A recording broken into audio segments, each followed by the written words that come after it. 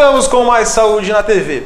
Bom, a gente saiu aí falando sobre os órteses. E aí não poderíamos deixar de falar sobre o artigo que o Dr. Rafael fez na Mais Saúde deste mês, aqui falando sobre osteoartrite ou artrose, né, doutor? É isso. Explicando aí a diferença, né, a chamada, que você até colocou aqui, osteoartrite, popularmente chamada de artrose, que na verdade é a degeneração articular. A artrose e osteoartrite é a mesma coisa. Basicamente a mesma coisa. É um processo de degeneração articular. De degeneração articular, né? Então, se você quer dar uma lida no artigo do Dr. Rafael ou nas outras matérias, corra para a banca mais próxima com apenas R$ 4,90. Você vai ler este artigo e muitos outros, né, doutor? É isso mesmo. Revista, gostou da revista? Ficou muito bom? boa, muito boa. Ficou excelente a revista. Doutor, muito aprovado? Aprovadíssimo. Primeira vez que saiu na Mais Saúde, né? Primeira vez.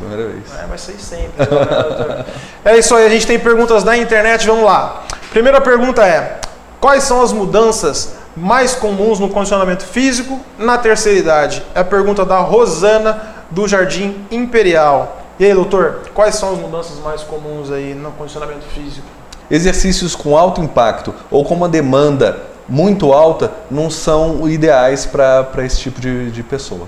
Tá, então para quem tem esse exercício, quem tem esse condicionamento físico e tal, né, na terceira idade tem que tomar um pouquinho mais de cuidado. Com né? certeza. Principalmente para quem tem osteoporose. Né? Principalmente para quem tem osteoporose e artrose. Não é qualquer exercício, não é que vai ser adequado para esse tipo de paciente. Você tem que adequar o exercício a cada pessoa também, né?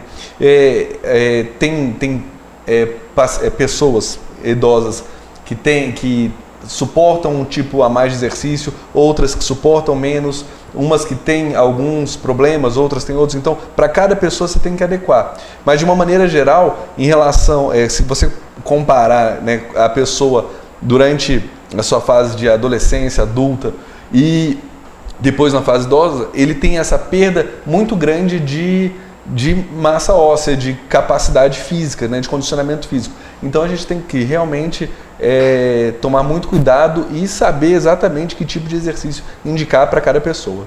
Exatamente, e procurar sempre um auxílio profissional, né? Profissional, não adianta o cidadão lá falar, que eu estou levando uma vida sedentária, eu vou fazer alguma coisa, né? Eu vou correr, eu vou jogar bola, eu vou para academia, né? Principalmente um cardiologista, né? Sim, sem dúvida. Tem que primeiro ter esse acompanhamento. A gente tem mais uma pergunta que é o seguinte: se eu não faço exercícios físicos, ou seja, sou sedentário, corro o risco de ter doenças na terceira idade pelo sedentarismo? É a pergunta do Fernando, do Itamaraty. Doutor, a gente sobre exatamente isso que eu estava falando agora, né? Sobre o sedentarismo aí, né? Exatamente. O sedentarismo, ele pode aumentar, né, tanto os problemas cardiovasculares, como ele propicia também uma perda muscular, né? O paciente que não se exercita, ele é um paciente que tem uma musculatura mais fraca, então ele está mais sujeito a dores no corpo, a sobrecarga nas articulações, ele também há uma diminuição da massa óssea, então ele ele tem mais propensão a ter osteoporose. O sedentarismo, na verdade, eu acho que é um dos grandes problemas do adulto, e não se preocupar quando ele chega na terceira idade. Isso aí, se ele se cuidar, né, enquanto ele é adulto, com certeza quando ele for uma pessoa idosa, ele vai ser um idoso com um outro condicionamento físico. Então a gente estava discutindo aqui, né, doutora, falando sobre o que é idoso, né?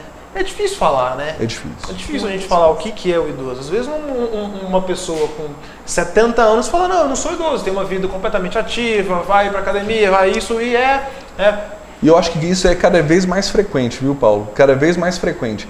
Eu observo muito no consultório como os pacientes, eles têm cada vez, exigem mais e eles têm de si mesmo, né, do corpo, e eles têm uma demanda grande. Paciente, eu costumo dizer, brincando lá no consultório, o paciente pode começar a ficar velho, talvez lá para os 85. Começar a ficar velho. Talvez. Você viu o Estênio Garcia? O Estênio Garcia está com mais de 80. O Estênio Garcia estava na Xuxa lá e o cara tá fazendo novela agora, né? Tá na novela das 9, se eu não me engano.